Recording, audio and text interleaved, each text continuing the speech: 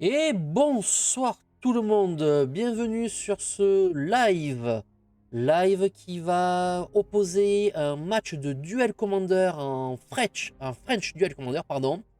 Donc vous aurez dans le coin rouge Aragorn, le roi du Gondor, contre dans le coin blanc Pelia, le chien foufou qui adore gambader sur les champs de bataille. Donc pas de live la semaine dernière, pas mal d'occupations au niveau du boulot, pas mal d'occupations au niveau de la famille. Le choix de ne pas faire de live sur la semaine dernière. Donc ce soir, live de match. On se retrouve également demain pour un live sur MTG Arena. Alors je sais, j'ai reçu des messages, certains me disent qu'ils ne comprennent pas, que c'est une chaîne de Duel Commander, que j'ai pas de faire de vidéo ou de live sur Arena. Voilà, la chaîne Erwin Magus, que ce soit aussi bien sur Twitch que sur YouTube, n'est pas cantonnée spécialement qu'au Duel Commander. Oui, c'est mon format euh, adoré, c'est mon format de cœur, mais il n'y a pas que ça. Je pense que pour pouvoir être bon dans ce format-là, il faut que je puisse voir d'autres formats. Donc là, pour l'instant, c'est Arena, au niveau du standard, c'est ce qui se fait le mieux. Je me réserve le droit de faire également du popper, du moderne. Voilà. Le but étant de m'ouvrir un champ de vision beaucoup plus large et ne pas être focalisé que sur du duel et avoir une physionomie du jeu beaucoup plus approfondie. Merci à toutes les personnes donc, qui sont actuellement sur le chat. Alors, du sang et du magic, il va y en avoir. La dernière fois, j'avais eu des problèmes de vidéo. Là, cette fois-ci, c'est un problème d'éclairage. Quand on a fait l'enregistrement sur le Android, ça rendait très bien. Là, à l'image, ça fait un peu sombre. Voilà, donc on va commenter ensemble. N'hésitez pas à donner vos avis, à réagir sur cette partie-là. On pourra à la fin également de cette vidéo aborder la question des bans, si vous voulez, ou on pourra aborder la question sur un futur live. Alors, pour être bon, il faut pimper son deck ou s'appeler Kelly pour top deck. Alors, j'ai fait deux enregistrements où j'affronte avec une nouvelle version d'Aragorn, l'Atraxa que joue Kellig. Ouais, ben, top deck, chance abominable, c'est Kellig. Voilà, c'est sur les deux parties filmées, c'est ce qui est bien résumé, c'est le top deck à la Kellig. C'est sa marque de fabrique, on le sait. Nous, on joue contre notre deck. Lui, son deck, bah, il joue pour lui, quoi. Allez, sans perdre plus de temps, on est parti pour la diffusion du match. Donc, à gauche, c'est moi. À droite, donc c'est Stéphane qui nous joue Félia. Donc, Stéphane a fait un mulligan. Donc, je pose d'abord un marche flat. Lui nous pose une plaine et il nous joue Skrelv. Petite créature Arto qui donne toxique et qui donne une petite protection à une créature qu'il cible. Donc je suis allé chercher moi en fin de tour un Surveilland. Et donc je révèle un Zamcaster que je mets au cimetière. Dans la physionomie de ce jeu-là, je n'ai pas forcément besoin du Snapcaster. Du moins pas en tour 1 et je ne souhaitais pas l'avoir forcément en carte morte en main. Donc voilà, donc dans la main, j'ai un True Nine Nemesis, j'ai une Force of Will, voilà, j'ai une Fini les mensonges, j'ai un Adjani, voilà. Donc là, fin de tour, j'annonce que je fetch. Il me lance un Félia à la fin de son tour. Et moi, je décide donc de le contrecarrer avec Force of Will et en exilant le Vagabond Intrépide. Le Vagabond Intrépide.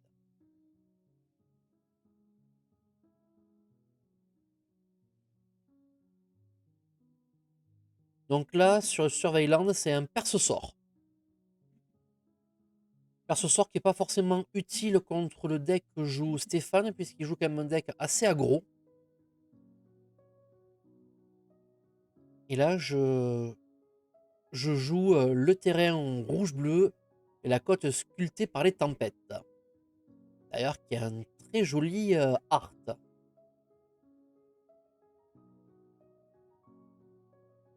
Allez, je joue True Nemesis. Donc bien sûr, je n'oublie pas dans le cadre de l'arrivée en jeu True Name de désigner Stéphane comme étant le joueur dont mon True Name sera protégé.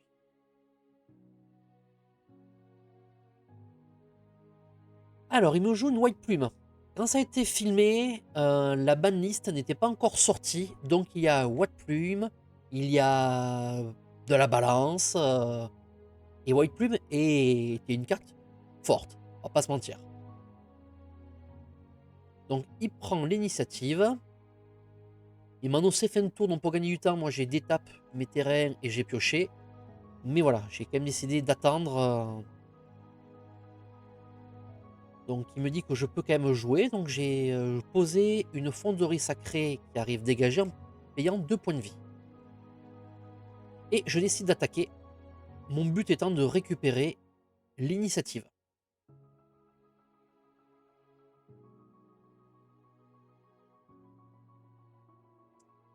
Et je pose Adjani. Donc bien entendu, je n'ai pas oublié de poser de faire le trigger de l'initiative. Voilà. Comme il n'est pas terminé son play, voilà, j'ai posé ma carte, j'ai annoncé qu'avant j'allais chercher une île. Alors, sur ces phases d'entraînement, il est vrai que parfois on accélère un peu le jeu. Certains apprécient, d'autres moins.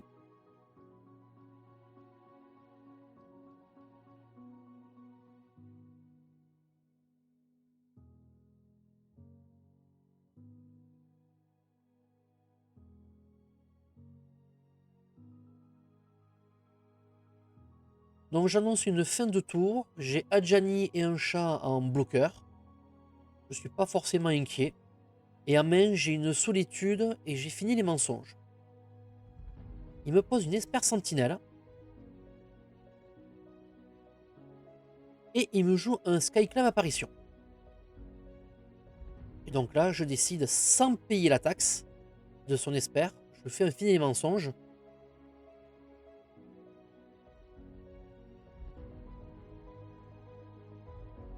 Donc le Skyclave est bien exilé.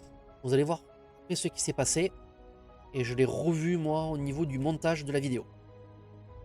Parce que dans le montage, surtout couper toutes les parties de mélange quand on va fetch ou quand on fait l'initiative. Donc il décide de m'attaquer avec la White Plume. Et je décide de bloquer avec le chat. Et là, l'erreur qu'il fait, c'est qu'il ne désigne pas avec Skrelv une protection sur White Plume.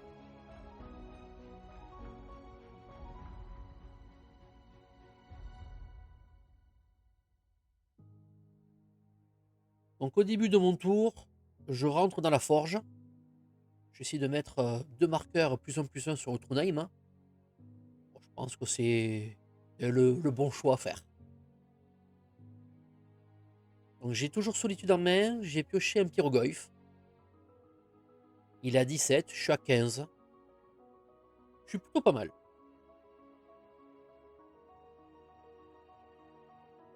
Et donc là, je joue Aragorn. Le but étant, s'il reste sur le champ de bataille au moment où je le lance, de pouvoir faire après le 0 d'Adjani.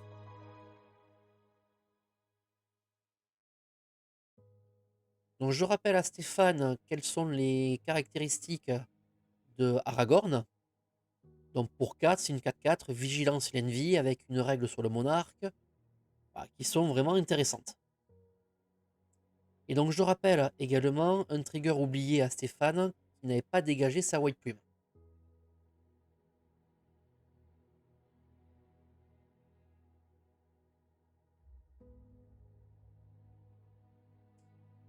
Donc là je fais le 0 d'Adjani, je fais un nouveau chat, et je vais couler 3 à n'importe quelle cible puisque je contrôle 3 créatures.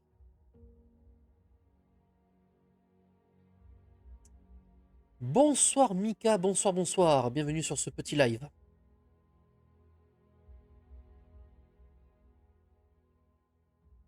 Je ne me pose pas de questions, j'ai décidé de coller 3 à Stéphane, le but du jeu étant de le réduire le plus vite possible.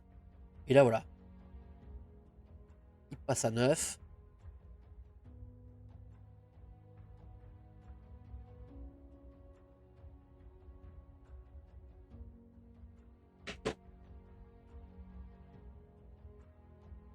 Donc une plaine. Et donc là, il me joue un artefact qui lui permet de pouvoir aller récupérer une carte de créature de 3 mois au cimetière. Il va me récupérer la Skyclave Apparition, sauf que elle était exilée. Il n'a pas fait exprès, et moi je ne l'ai pas vue. Donc c'est ma faute, j'aurais dû lui rappeler. Voilà, ce sont des heures de jeu, même en entraînement. Et donc il décide donc au moment où Skyclave arrive sur le champ de bataille, de me cibler Adjani. Chose qu'il n'aurait pas pu faire logiquement puisque son apparition du Force Céleste était exilée. Par fini les mensonges.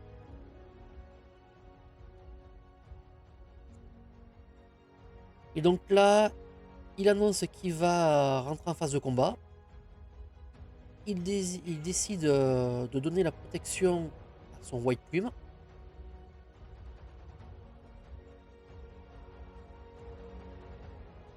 Donc la question c'est est-ce que le chat est bien blanc? Donc je vous confirme, le jeton chat est bien blanc.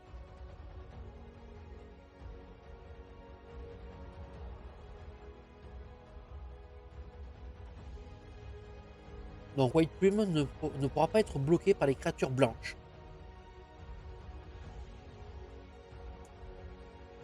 Donc là on fait un petit rappel des règles de Skrelv. Donc je vais prendre 3 de dommages et un jeton et un marqueur toxique.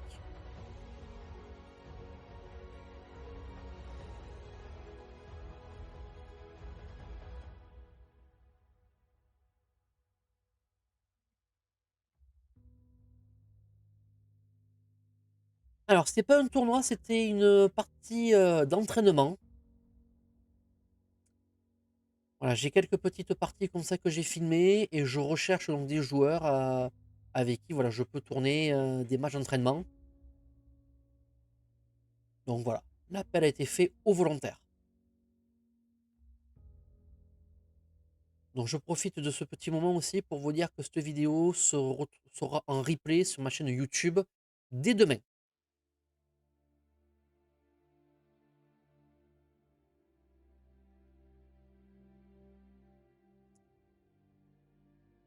Donc là, je lui rappelle qu'il a un trigger donc d'initiative, ce qu'il a récupéré. Il met 2 marqueurs plus un sur son White Plume.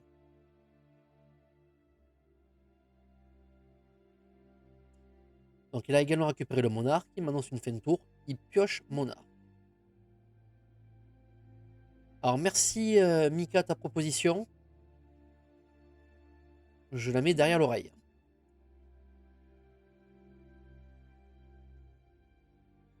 Donc il est à 9, je ne suis pas trop inquiet.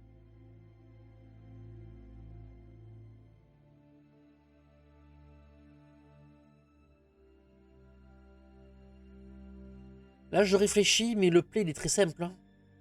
Attaquer avec True Name, je reprends l'initiative, je lui colle 5, on n'en parle plus.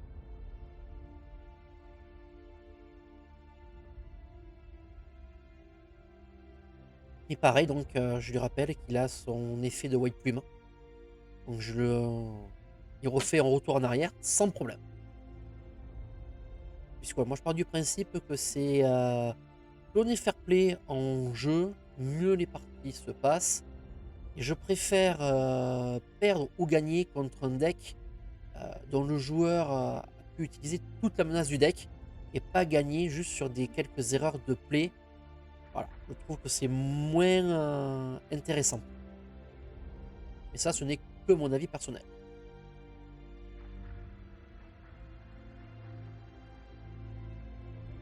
Donc je suis toujours en réflexion. Qu'est-ce que je dois faire? Alors que le play, il est là, mais la tête dans le guidon, on ne s'aperçoit pas forcément de tout ce que l'on peut faire et des différentes possibilités. Donc il a pris 5 par le Trondheim. Je prends l'initiative, je lui colle 5. Il tombe à -1. Et là, heureusement, puisque derrière, il a une vague de parallaxe. Ah, donc en main, j'ai 3 terrains en main de départ. J'ai la vague de parallaxe, une solitude, un pyroglyphe et une furie. Et je fais le choix de ne pas garder ma main.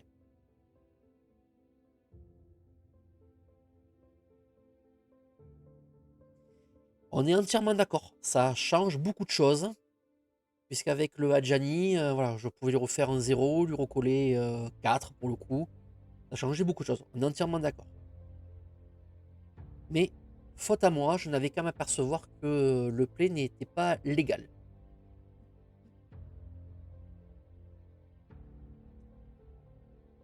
Allez, pour un plateau, je joue une mer des runes en premier tour 1. On est plutôt pas mal. On est entièrement d'accord. Dark. Donc lui, il me joue une préceptrice éclairée pour aller chercher Skrell.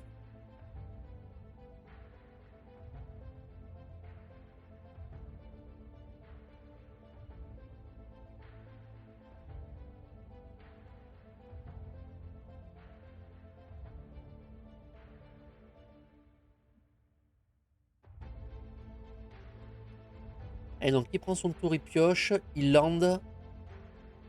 Et il n'a pas joué Skrelv.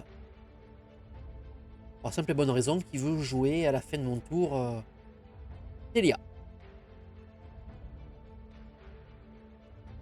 Allez, je pose un fetch.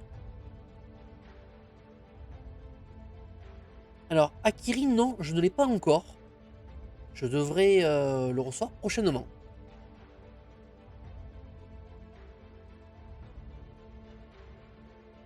Allez, il me joue en fin de tour comme j'avais prévu Telia. Il ne me pose pas plus de soucis que ça. Est-ce qu'au niveau du son, est-ce qu'on est bon? Au niveau de la musique de fond, est-ce que c'est pas trop bruyant? Au niveau du micro, est-ce que c'est bon? Je vous laisse répondre. Et là, il me joue Toby, une carte que je ne connaissais pas du tout. Et Toby, je ne connaissais pas. Et ça m'a plutôt inquiété. Bonsoir, Kellig. Alors, Akiri sans balance, c'est moyen, non. Euh, je sais, je sais pas. Allez, je décide d'utiliser une subtilité. Euh, Je vais exiler un perce sort. On va remettre Toby. Enfin, il a fait le choix de mettre Toby sur le dessus de sa bibliothèque.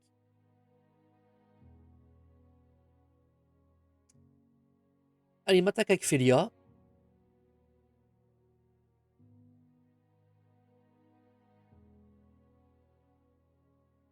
Allez, je décide de fetch.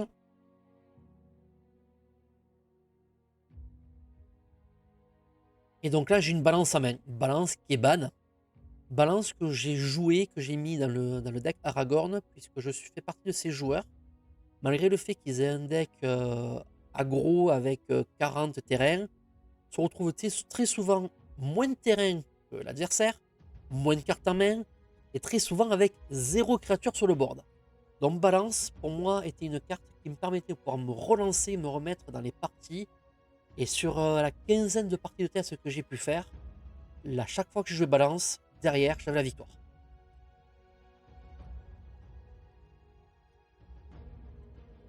Donc balance, Brazen Borrower et toujours Fury en main.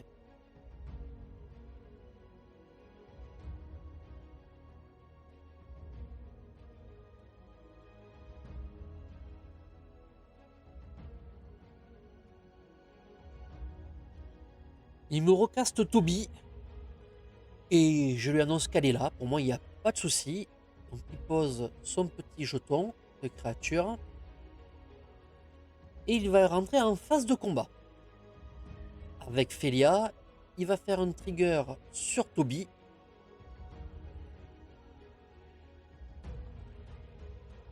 Et là, je vais faire un choix de jeu qui n'a pas été compris par Stéphane. Je vous laisse regarder. Et je décide de venir bloquer avec la mer des runes.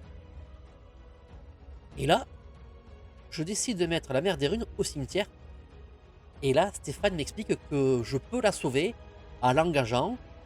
Stéphane voilà, ne comprend pas le fait que je n'ai pas décidé de protéger ma mer des runes. Normal. J'ai balance sa main. Il se met full tap. Il me pose des créatures. Il a plus de terrain que moi.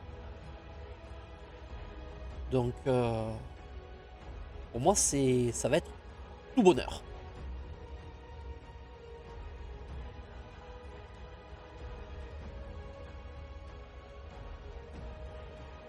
Allez, je pioche un évincement. Et là, ben, c'est parti, vu que j'ai toujours pas de terrain. Hein. Balance. Hein.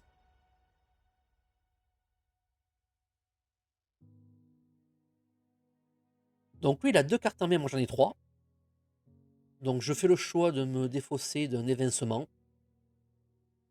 J'ai pas de créa, 3 terrains. Voilà. Et là, sur cette manche, ça va être le revirement de situation complètement grâce à balance.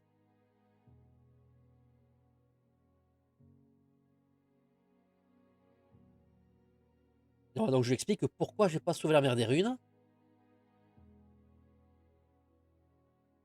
Ah, petit piège tendu qui passait crème.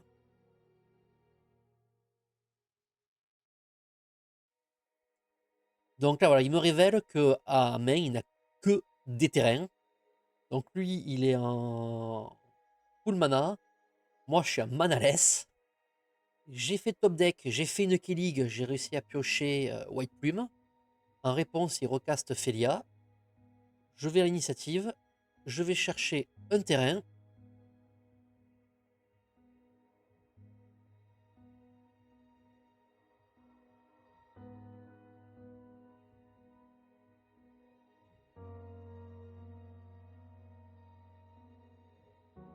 Ah, il me joue un guide des âmes.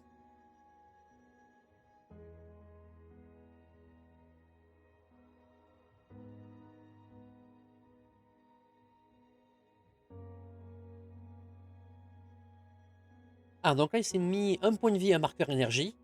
Et c'est là où je tilte en disant, mais qu'est-ce qui se passe? Alors qu'il m'explique, avec l'humour qui le caractérise, qu'il est déjà en avance de phase. Donc je crois que sur ce coup-là, il était déjà sur multivers.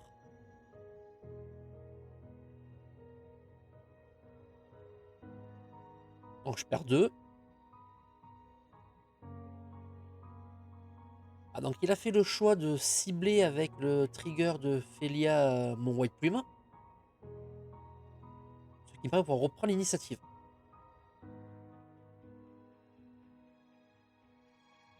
Une vue prismatique.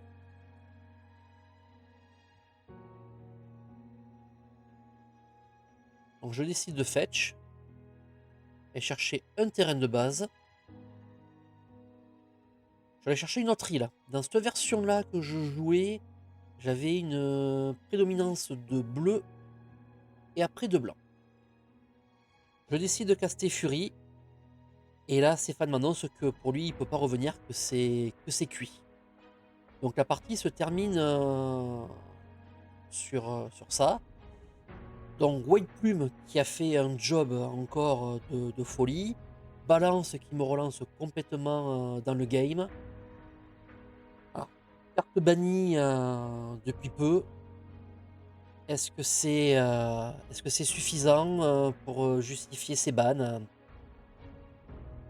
Telle est la question. Je sais que Killig a abordé la question de la banlist sur son dernier live sur YouTube. Vous pouvez même retrouver la rediffusion depuis peu. Sur d'autres chaînes, ça aborde cette question-là. Jeudi, sur la chaîne TNT, sur Turbo Commander, un tournoi va avoir lieu via Spelltable. Un membre du comité sera présent pour pouvoir discuter, échanger avec la communauté. Voilà. Un Ezio, je pense que c'était attendu. Il n'y a rien à dire de ce côté-là. Carte forte, surreprésentée. Balance est expliqué par le fait que Akiri a été déban. Justifié ou pas, je suis sceptique sur ce choix-là, mais c'est un choix qui a été fait. White Plume, White Plume c'est fort, hein. Carte blanche à 3, qui vous permet de prendre l'initiative, de pouvoir d'étape au début de la phase d'entretien de l'adversaire une de vos créatures. Ouais, c'était fort. Alors que les autres équivalentes créatures d'initiative sont à 4 d'invocation. Donc ce que j'ai fait, c'est que dans mon Aragorn, j'ai mis l'exploratrice Aguirre à 4 et j'ai mis l'aventurière du chaos à 4 aussi en rouge. On va voir ce que ça donne. Après le ban de Ranimate, c'est vrai que ça pouvait faire des dingueries. Comme dirait un joueur sur Agen, c'était un vrai banger, cette carte. Ranimate, je l'entends, je le comprends. White Plume, c'était sûr que ça devait arriver. Mais voilà, balance pour moi, je suis assez sceptique. Après, ce qui est dérangeant, c'est que dès le lundi, à 11h44 précise, on savait exactement, enfin exactement, on savait ce qui allait se passer. On savait que qu'est-ce qui allait être des ban, qu'est-ce qui allait être ban. Et je trouve que c'est dommage que certains aient déjà la primeur de savoir à l'avance des choix du comité. Ça devrait vraiment rester secret et je rejoins l'avis de Kellig sur ça, sur le fait que ça doit rester secret jusqu'à la dernière seconde. Après, je rejoins également l'avis de Kellig sur le fait que le comité devrait proposer un vote.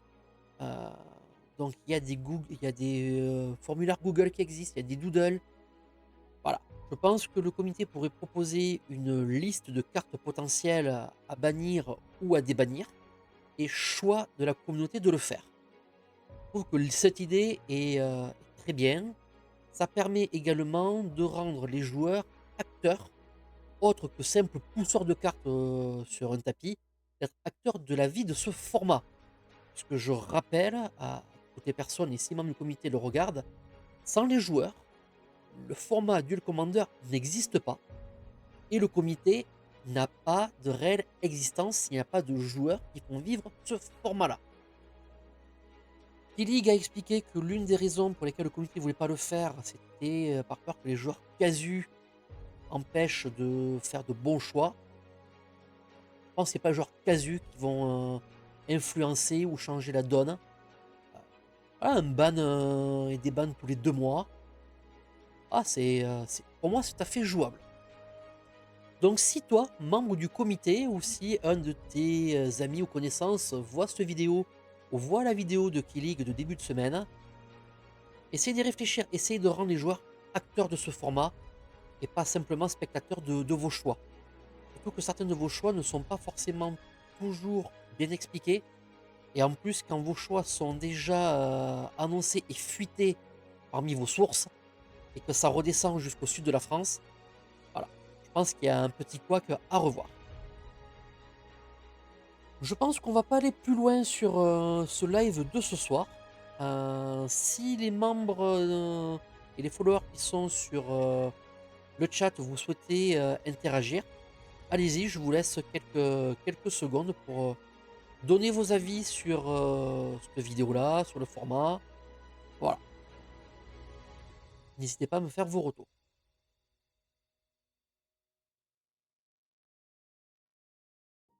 Alors, c'est vrai que supporter les critiques, c'est... je sais pas, je partage ton avis. Je prends l'exemple de l'image là que j'ai faite. On m'a reproché que sur les dernières images annonçant mes matchs, c'était trop IA. C'était pas assez vrai, assez nature, pas assez magique. je me suis dit: «Allez, je vais faire un petit truc un peu humoristique, un ring, des chaises, les 2 généraux comme ça, enfin les 2 commandants. On y va, on s'affronte». J'ai pris sur des places sur des groupes de discussion, sur Facebook, des rires, des moqueries qui ne sont pas expliqués. Ouais, sur le coup, c'est vrai que ça m'a un peu piqué au vif. J'ai quand même travaillé dessus, c'est pas cool, expliquer. Le problème, c'est qu'on a une communauté, qui est le reflet de la société, actuelle, hein. On critique, on se moque, mais on ne donne pas son avis, un avis constructif et réel. Donc je partage ton avis, on a le droit de dire qu'on est d'accord ou pas d'accord. Je pense qu'on est dans un pays, qui permet le débat, l'échange, donc allez-y, donnez vos avis, critiquez, mais de façon respectueuse, 2 de façon constructive. Les pleurnicheurs, les haters, voilà, passez votre chemin, on n'a pas besoin de vous, tout simplement. Voilà. Moi sur, les choix qui ont été faits, c'est très simple.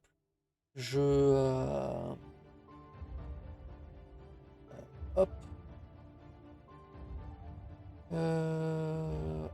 pardon, excusez-moi, j'ai une alerte par le chatbot qui me disait que j'avais un spam bot qui a été détecté, qui a été éjecté, excusez-moi. Heu, donc moi, l'avis que j'ai sur ce ban n'est qu'un avis personnel. Voilà, je comprends les choix qui ont été faits sur toutes les cartes. Il y a juste balance à mon niveau où, voilà, j'ai un peu plus de mal à le comprendre. Après, le choix a été fait, je le respecte, d'accord ou pas d'accord. J'ai passé la semaine dernière à adapter, heu, les 3 decks que j'avais. Ça permet également, beh, de se remettre en question, de découvrir de nouvelles cartes, de faire évoluer son deck. Le Aragorn que je jouais a été complètement transformé, il est en phase de test.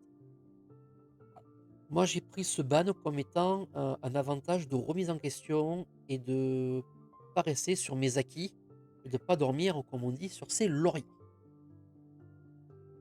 Eh bien, écoutez, je vous propose que l'on stoppe là. Je tiens à vous remercier de m'avoir suivi. Je vous donne rendez-vous si vous le souhaitez demain pour un live sur une partie de MTG Arena, enfin plusieurs parties, où on va tenter de monter un petit peu le niveau en standard que j'ai, en classement, en sachant que je joue avec les cartes que j'ai. Je ne suis pas sponsorisé par Wizard ou par n'importe quelle société. Voilà, c'est les cartes que j'ai. Donc voilà, ce n'est pas forcément un deck compétitif, mais si vous voulez qu'on rigole, n'hésitez pas à venir demain voir la partie Magic Arena. Mmh, pour terminer, dimanche, l'association Tout en Carton propose un tournoi. Je mettrai les informations en description sur cette vidéo quand elle sera en replay sur Twitch. Et également en description sur le replay sur YouTube. Écoutez, merci beaucoup. Passez une excellente soirée. Et je vous dis à très bientôt.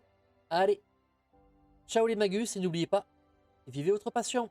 Allez, ciao ciao.